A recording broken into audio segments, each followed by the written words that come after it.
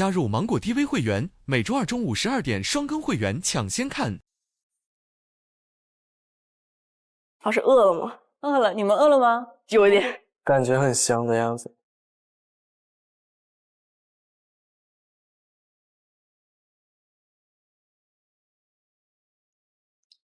你是复旦哪一级的？我是一级，你比我大一届。你是9几的？我94。那对，我93嘛。昨天老师说，私人银行是平安里面最高级的部门。对，然后您是私人银行的行长。对，我相当于现在就是负责整个4行中心嘛。好厉害！那我有点好奇，那是怎么样可以成为这个4行行？就是他是看业绩，还是主要是看管理能力？就是业绩只是一方面，然后管理能力一定要有，一般都是要做很多年的支行行长。因为我之前是做了3家的支行行长，都是平安的，一直在平安，然后后来再去转到这个，就相当于去竞聘吧，然后就通过了做这个4行总经理，是这样的。哇哦，你是一毕业就进这行？毕业就在平安。那我们今天这个其实我们也聊了很多关于金钱啊、安全感啊，然后包括守护财富啊这些。其实大家可以看到，就我个人觉得哈，这个真正的这个财富管理就是比较成熟的，其实就是我们怎么去把钱能够守好，怎么可以控制住自己的情绪，控制自己的欲望，控制自己的这种不懂，避免一些踩坑，这些其实都还蛮重要的。那其实我个人觉得就是说，守钱的话，它不仅是体现在这个金融的道理中，其实我们在很多一些轻松有趣的小游戏中，我们也能感受得到。所以呢，我们接下来呢，就是要玩2个很有趣的小游戏，让你们在这个过程中可以能够更进一步的了解怎么去守钱。那我们要让游戏更有趣一点的话，咱们就得要加点奖励。只有1个人赢，其他4个人都是输家。那么现在大家可以一起商议一下金额5块钱。要不女生先提个亿吧1轮8块8，大家有没有意见 OK， 可以，没问题。跟大家再说一下规则，就是你们看不到这个台卡，但是其他伙伴都能看得到。然后是自己发问，就是比如说这个词是2个字吗？是什么样吗？回答是或者不是，然后根据这个信息来猜测，都是金融相关的工具。3分钟之内最先猜到的就是赢家。一人轮流问一个问题是吧？随机提问，不是说要挨着问，就是你想到了就可以问。OK， 来来第一个3、2、1，开始。信托吗？信托吗？啊，你们先问吧。是，这结束了？不是这没几个，都2字了。高手。那个文涛1秒钟就猜出来了，你是怎么猜出来的呀？我就猜他那这几个都很相似，然后剩下还有啥，就是我就想着这个。哦，就是用的是排除法。继续猜。我的是2个字吗？是。我的有没有金字儿？有。我的有金字吗？有，还是有。好，想想看，有金相关的是什么？我是2个字吧？是。能用来投资吗？可以。哎，我这个是保险类产品吗？对。保险。这是发的牌，因为我就看到你那是保险，我才猜我是信托。是吧？基金吗？是基金吗？我的有没有金字儿？有。是2个字吧？是。能用来投资吗？可以。我的是基金吗？基金吗？好，恭喜猜对了。雨桐，年金。哦，对。大家都猜。股票。那所有人都猜对了。都猜出来了。作为风控代理人，对金融工具还是很熟悉的，所以很容易猜到，比较简单。太好了，这样蛮好玩的这个游戏。真的。雨桐想赚钱了。对啊，说到钱，我的那个来了。你这个真的太好笑了。是保险产品吗？是保险。这好好笑哦。好，其实像我们今天有看到，像无论 Cindy 啊，或者是茂哥啊，他们都遇到了过去被骗的这样的一个经历，所以有的时候我们会发现钱就是无形之中就消失了，对不对？所以我们今天要玩的这个小游戏就是你钱没了。那什么意思呢？就是我们5个人里面有4个人是好人，有1个人他是有角色的，他需要做一个相关的动作。然后这个动作，但是大家不知道是什么。我在这个过程中，我可能会提示说，他可能做了某一个动作之后啊，就任意时间之后，我可能会提示说，谁钱没了。那么当有3个人的钱都没了的时候，大家就结束，然后大家就猜谁是猎手以及他的动作是什么。每一次的话呢，就是胜利的这个赢家，他就是可以得到大家给的红包。但如果说他输了，他就要给每一个赢家发红包。做了那个动作，他钱就没了。对，他有一个相当于攻击动作，因为防止他被发现，是因为你是隔了很久之后才说。对，我不会说在他攻击的马上就说你钱没了。好啊，好来，我觉得是文涛。好，大家先看到之后要整理一下表情啊。就我都没看你就我，没有，我就感觉你看起来坏坏的，而且如果你是的话，大家都抓不到你，干脆先把你干掉。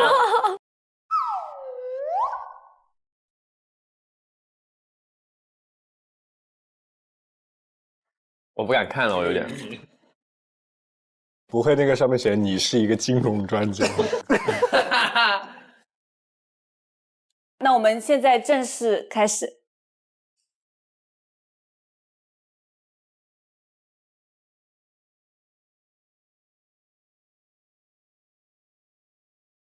大家都好不正常啊！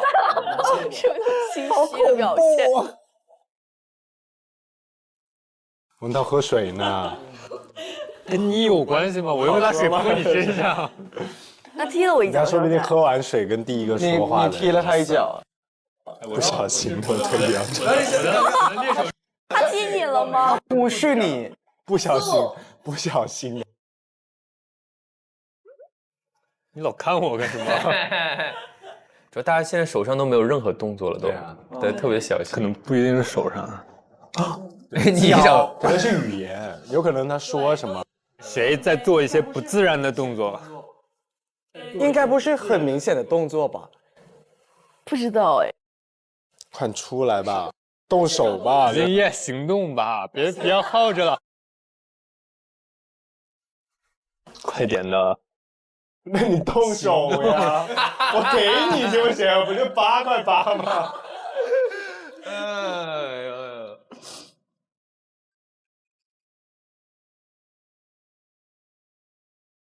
这是什么造型啊？我只是靠而已，我这么靠。你在卖萌吗？啊，他可能在这样摸耳朵。那跟你有什么关系？跟你有什么关系？你看，天天赖别人。我跟你讲，通过什么来判断是不是李金叶？就是这个动作，他要到什么时候他才开始做？就是如果这个耗到很久才开始做的话，8成是李金叶。你又在那抵赖我，你又在那刻板印象，我真服。真的，要是我早都完成了这会儿。好 ，OK， 有了 ，AK 钱没了。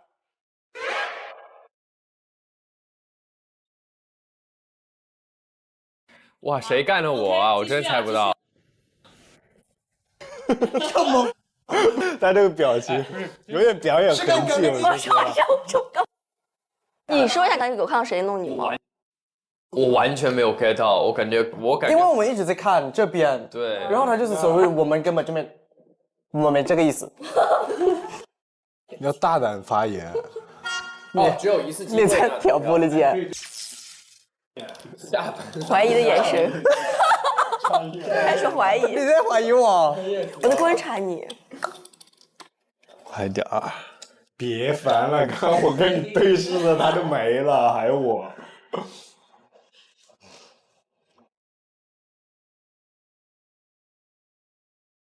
不是老师不是马上说，他是过一阵子，不然太明显。咋了？把我锁了？感觉就是涛哥。真的他坐等打脸了，好狼人杀的那种说话方式。好 ，OK， 敬业的钱没了。啊，你是个好人，冤枉你了，涛哥，坏了。肯定就是他了，肯定就是涛哥。等一下，我真的觉得雨桐不太对的，因为我刚刚所有的这个注意力真的就是在你们3个男人身上，雨桐这边我真的没有观察到。他们两个一直那种互动那种感觉，就不像我第一个会死的那种感觉，我实在想不到。雨桐有点安静，雨桐真的有点安静。他刚刚说在怀疑我啊，他跟他在伪装，下一个就是你的钱就被他拿走了，他就是对着一个人猛眨眼。但从心理上来分析的话，因为刚才我们两个一直在互踩，正常这个情况下互踩的情况下，不可能干的。对他大概率就不会倒我。终于有明白人了。但是涛哥他经常反逻辑。但在这种情况下但雨桐直接说涛哥，那我就会在想，雨桐是为啥觉得是涛哥？因为他其实一直很努力的在踩敬业。如果他不是好人的话，他应该会前期先观察。这有一点点道理。那小九觉得是谁？刚刚就是在说敬业哥或者涛哥，就是一直在换一个人去指定，所以我现在有点犹豫。我没有，我这你不是一直说的是他吗？我一直说的是涛哥呀。好 ，OK。第3个人被猎杀了。哈，谁？涛哥。涛哥。那么接下来大家一起讨论。那不是小九是演员哦。完了，小九，他是演员。完蛋了！我现在对你的信任崩塌了。所以是你吗？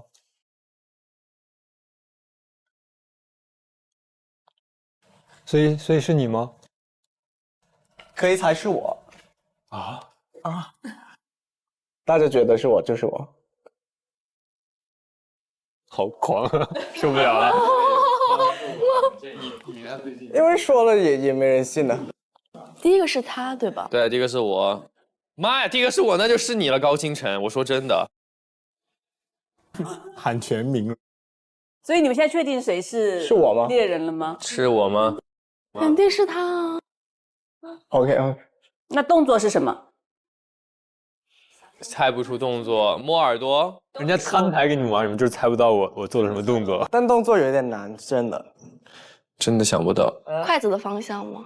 不是，是不是这样子的动作？是不是这个动作？我刚看到一直在做。做过，但是应该很难是这个。他写在那个纸上，一定是他的身体做的动作，也有可能语言啊。都没说话，他刚才他都已经亮牌了，就让你猜动作了，猜不到。对，小九感觉已经默认了。这样蛮厉害的，因为前面一点都没有发现。所以有的时候就是钱的消失是无形之中的。那大家是尽快确定一个答案，用这样子的状态看人，不是，不然他也没钱了。说吧。那请小九来公布一下吧。我的动作是用胳膊肘指给攻击者，被攻击者。那你动手呀！我给你行不行？不就8块8吗？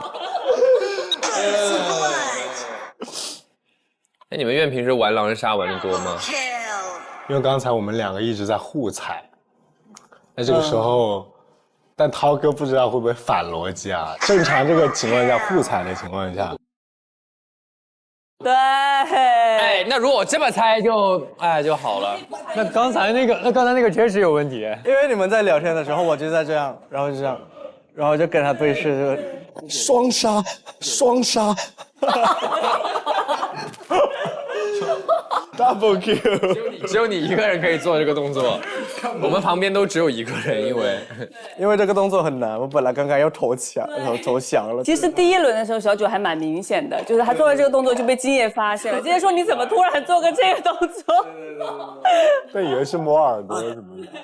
但是后面他2次，因为你们正好就在旁边，所以他其实这样指向就很方便。就你老往这边看什么？你看我的时候，我也得注意力放在你身上。好，那我们进行第一次的红包结算，就是我们输的这个代理人要给赢的代理人，就是发8块8的红包。发红包，发红包。我已经给你发完了。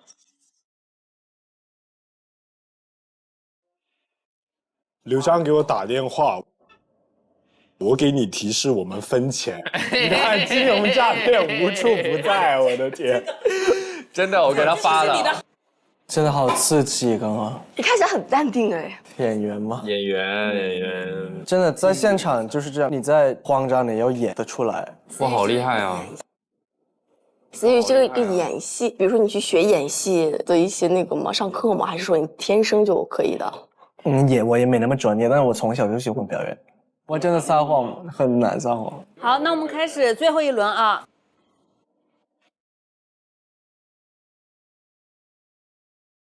如果说是白板的话，就是好人。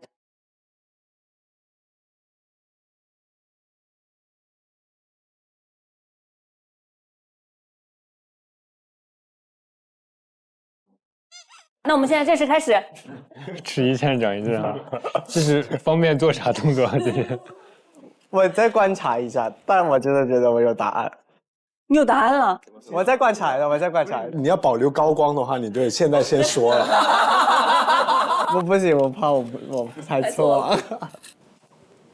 哎，刘璋是那种拿了身份牌特别挂脸的，是吧？不知道。他突然蔫儿了。他突然不说话了。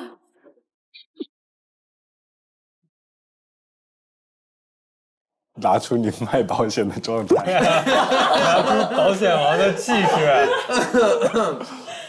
这我说真的，我想自爆，这游戏这牌给我真没法玩。没事，你刀啊，你快点火速刀3个，我们猜你动作。我们猜你动作。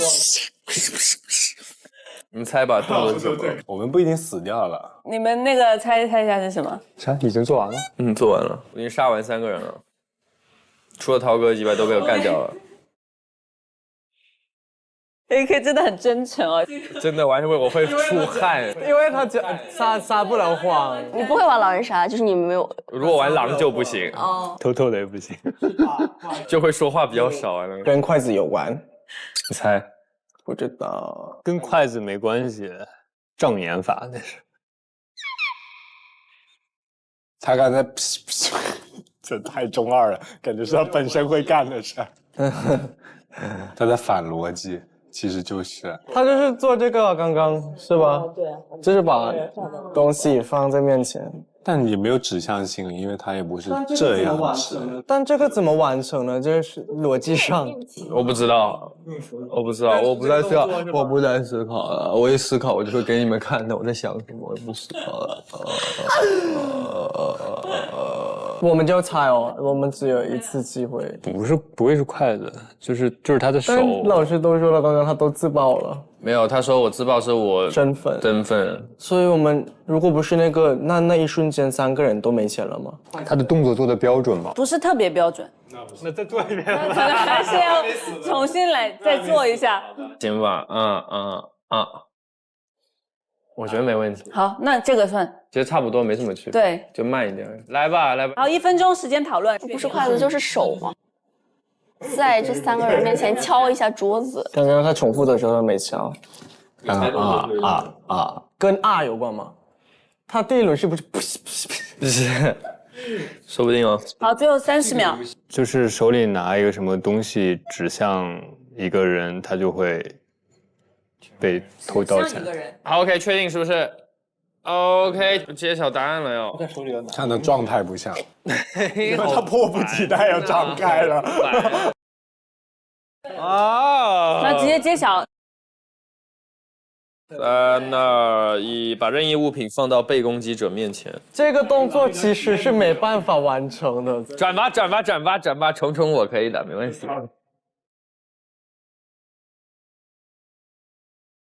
耶，加餐了晚上。直接这个就相当于3杀哦，一次完成了3杀。很厉害。所以有的时候自爆也是一种能力哦，也是一个技能。那么我们今天的话呢，通过这个2轮的游戏，包括我们今天一整天的这个活动，大家也充分的理解了怎么去守护我们的一个财富。守护财富不是指的是不花钱，而是能够充分的去识别风险、隔离风险，然后同时意识到我们可以利用哪些金融工具可以帮助我们更好的去驾驭财富、规避风险、守住本心。希望大家呢也未来能够对后续的一些不可预期的或者说是无形之中的风险也有更多的一个警觉。谢谢，辛苦了，下次见。辛苦老师，下次见。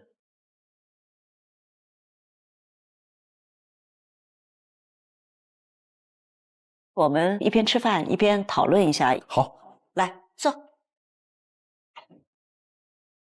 香菜，对，永远不踩雷。来，真的动手吃，边吃边聊。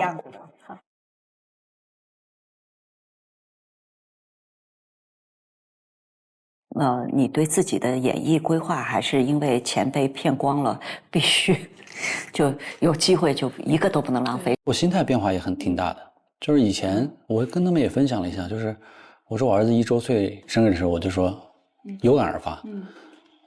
他生日会的时候我就说，我说30岁之前呢是人人为我，30岁之后我的感受就是我为人人，我就要为家里人。啊，我就问你一个问题了，我为人人主要靠拼，还是我为人人是拼的同时要搭个安全底，就是你不拼这底也在。其实应该有个底，真的，我很深切的感受到，就是当你遇到一些问题的时候，因为其实你前2年经历过了，没工作，对吧？然后那个接下来就比如说你也曾经很红过，歘掉下来，这掉下来不以你努不努力为转移，包括比如说好不容易攒点钱被骗了，你其实有过几次告诉你说这个底对你也好，对家人也好。你一个人的时候其实还好，多钱多过，少钱少过呗。是的。没结婚之前，我觉得我自己背个包可以到这个世界上任何地方。我是这种感受，就去潜水啊，我特别喜欢玩。但后来以后就可能有了结了婚以后有孩子以后，我发现我坐飞机我都紧张。包括这次带他们出去旅行，很慎重选了个地方，然后就还出了个事儿。我看见了，我心里就一根弦绷着，一根筋绷，就是我把你们带出去，我要把你们带回来。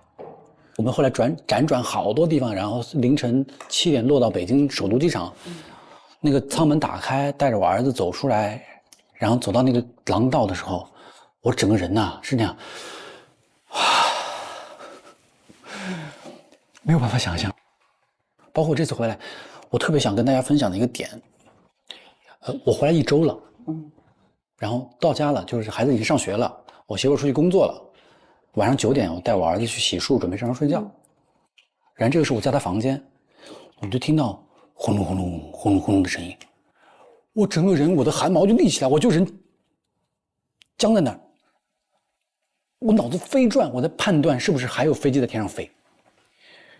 然后10秒钟以后，我当时，我已经回北京了，不可能有飞机，我就开始判断，我们家洗衣房的洗衣机在震。后来1周以后，我才发现，这叫 PTSD， 你应激了。我回头看我儿子那边刷牙，然后我就整个人放下来，长舒一口气。大概半小时以后就关灯了嘛，上床睡觉了。我儿子旁边睡觉，然后他就抱着我的手，然后那会儿又很难过。我觉得我一个没有真正意义上经历战争的人，我遇到这种声音，我听到这种洗衣声音，我都那么的紧张。我儿子抱着我的胳膊，我好难过当时，但我也没有办法去跟他表述。我以前当记者的时候去过战地，我去过阿富汗，我能理解你说的，就是那个里面的孩子是你经过大型的持续的战争摧残，你都不用看到具体在里面受到伤害的人。我记得我去那个喀布尔的时候，然后喀布尔的电线杆子都是铁的，铸铁的，它不是木头的，你很难想象，就一个电线杆子正常也就这么粗门了。然后这个电线杆子会有3个方向穿过去的炮弹孔，那它得打成啥样？我们所有的当时那个外国记者都住在他的洲际酒店，就是所有的外国记者就集中在那儿。你见过一个洲际酒店没有屋顶吗？它没有。看我们从喀布尔往北走，就你经过过，你就知道这个事情的那个残酷性。然后我们从喀布尔往北走，那个70公里，一马平川，什么都没有，没有房子，没有村庄，没有树。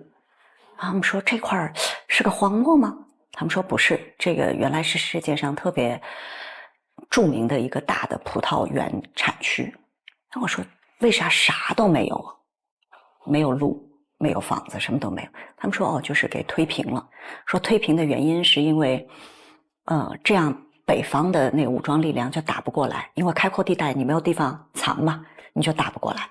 我去的时候正好是一个战争的间歇，然后就有人回来，就在他们原本的那70公里的一片废墟上找到原来家的一个地址，然后找点铁皮啊什么搭一个房子，找点夯土垒一垒，然后院子的围墙你们猜是啥？石块炮弹壳。因为其实这个地方打了20几年仗，所以1人高的炮弹壳到处都能见到，所以因此他们在那个地方找到了最方便建围墙栅栏的东西，不是木头，不是石头，是炮弹壳，1人多高，整整齐齐一排。然后等到见到人的时候，就是有一个地方有一群孩子在那儿露天学字母，开始上课。然后后头坐着几个得有你这岁数的大叔啊，坐那儿后头上课。他们说这个是啥情况呢？他们说就战争稍微停一下，那个就给孩子开个露天课堂，就不能当睁眼瞎，因为他们没有条件上学嘛，学校也没有，吃都吃不了，哪有条件上学？我说那后头大叔都是咋回事？说打了20几年仗了，所以这学校20几年没有开过，因此那个后面的大叔其实是回来补字母的。所以你问我孩子会怎么样？就是你突然会觉得说人生无常，然后和平需要我们用力去维护，这2件事情都不是说说而已，它就是真实，是很重、很有责任感的那种。我突然想起来一个问题，就是战争肯定保险不保嘛，对吧？对，但是战争发生的时候，那些年金险还在付吗？如果保险公司正常营运的话，就正常支付。就只要这个保险公司意义上存在，它就在付，对吗？是的，所以它不受战争的影响。这个不受战争的影响。对，就是只有免责条款是只有就是说，因为战争所带来的身故，就像这种的话，它是在免责之外的。因为所有的那个跟战争有关的身故什么的都是免赔，都是免责，这个没办法。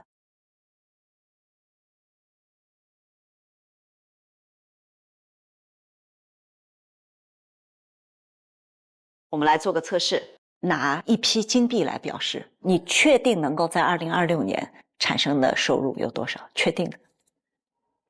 我的理想状态啊，就是说一个最底线，跟今年一样。不会比这少了吗？就是我这怎么着我也要努力。对，但是有没有客观情况底下会比这少？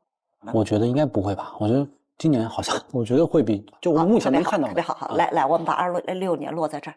我目前能看到的，我觉得会比它多。好，太好了，有可能会多多少？保守一点吧，5个。哇，你这么高的预期，你觉得会多50%吗？27年，来再接着算，往下。那就太难了。接着往下算。这么好吗？对。那我要大胆一点了。这样的话，那我就，哇，这个好，我过瘾，24年。好。我通过这个意识到你是一个对自己特别自信且相对乐观的人。大部分吧。我们来讨论，假设这样的事情发生了，可能对你这个预期会产生什么样的影响？第一个假设。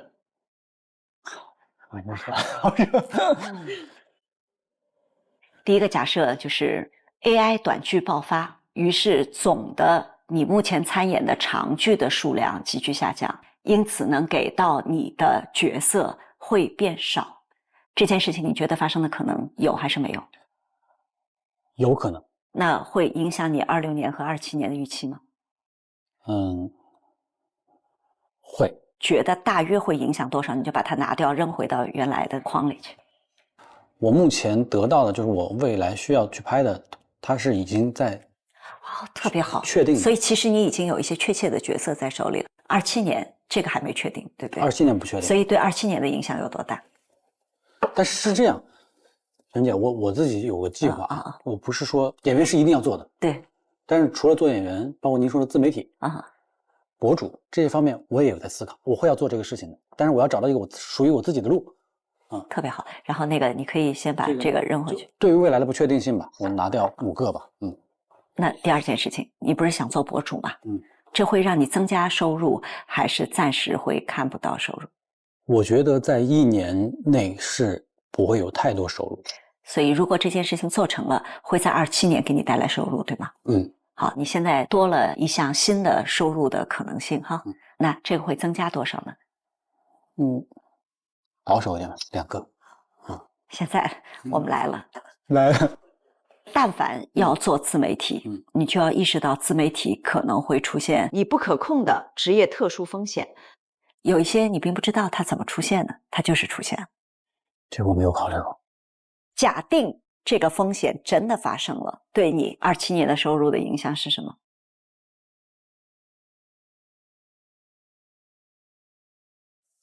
我觉得我累的一部分就是我非常谨言慎行。我觉得我人生不可能。如果是一个非常极端、很可怕的一个事情，对。但这种事我不会让它发生。你其实已经在做人生的那种核心风控了，这个是特别好的事情。对。所以如果它发生了，你增加的那2个肯定没有了吧？那如果是这样的话，可能多拿点吧，就保险点吧，因为这个不可控嘛，我留2个。好。在这个过程当中，我们怎么把这笔钱别让它再漏了？它就变得非常的重要，就别让它漏到不该去的地方，让它紧急的填到还需要被补足的地方。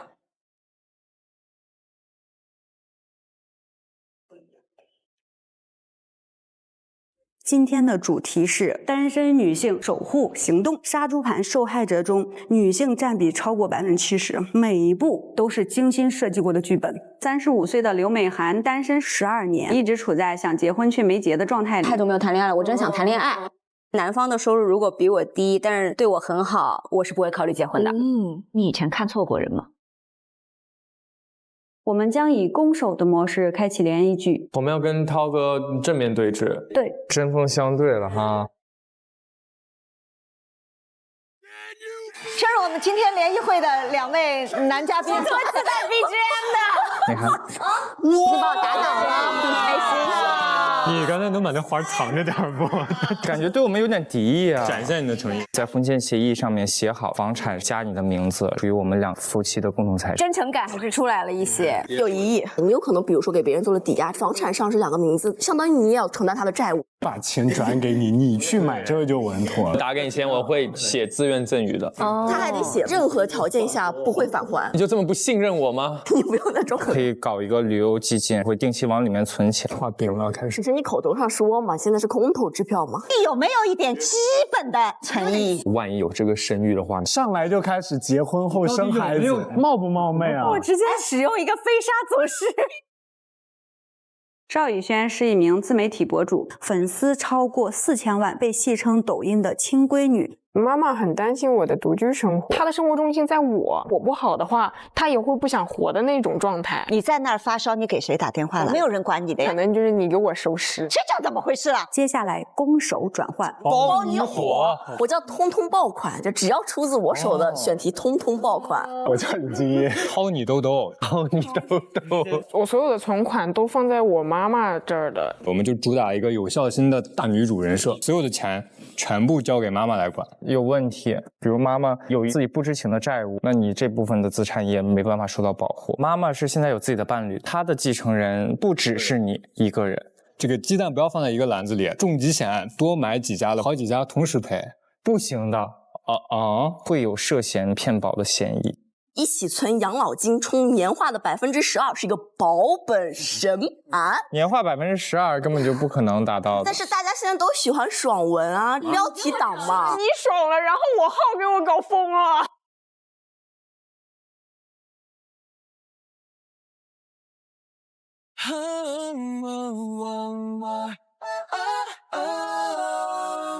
深夜灯还亮，时间静默成江，迷雾里有导航，独行也不慌，让承诺凝成钢，给风险做减量，年轻的旅程通往从容的远方。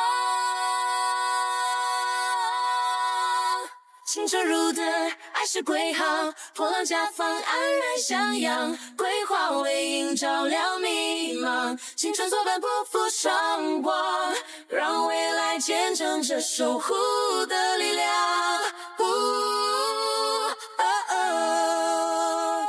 当变数轻轻扣撞，时光漫过手掌，一直温柔守望，换未来晴朗。